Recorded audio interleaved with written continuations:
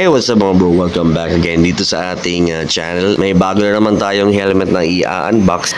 Meron naman tayong bagong biling Geely helmet. Ito na yung pangalawang Geely brand na nabili ko. Kasi nung nakaraan, bumili tayo ng Geely.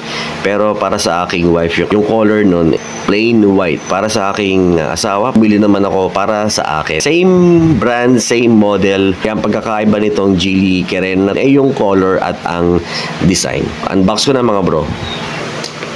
The moment of truth. Okay. Unboxing lang tong gagawin natin mga bro.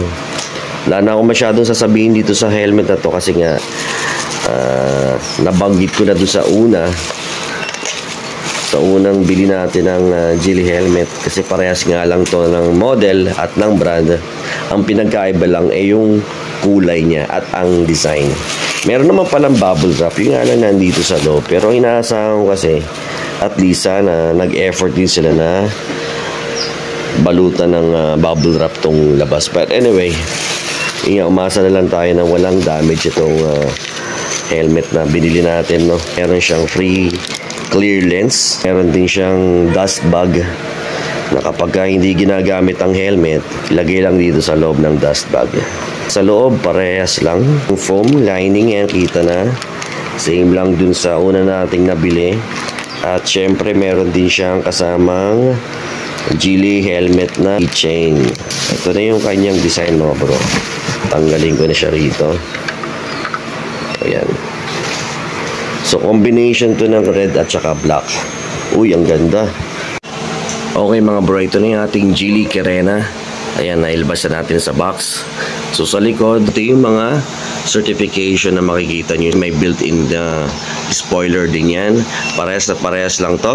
Walang pinagkaiba dun sa ating nabiling unang Geely Kerena na pearl white. Sabi ko nga, ang pagkakaiba lang ay ang kulay. So ito naka-revo lens din siya. Pag sinabing revo lens, talagang malinaw siya. Ayan, kita nyo yung sample. Ayan o. Ayan, ito yung mga vents niya, tatlo. Tig-isa dito sa side na to. Tapos isa dito sa gitna. Pati dito sa kanyang chin. Ayan, meron din yan. Naghahanap ako ng budget friendly na quality, no? Na pang daily, magaan sa ulo, maliit na shell. At itong Geely Kerena ay perfect para sa akin. Yan, napabili na rin ako nito. Kaya kung kayo mga bro ay naghahanap din ng bagong helmet na mura, try to consider buying Geely Kerena. Ganito. Oh, di ba? Hanggang dito na lang tong videong to at maraming salamat sa panonood. Hanggang sa muli, magkita-kita tayo sa susunod na video. Paalam! Ingat kayo!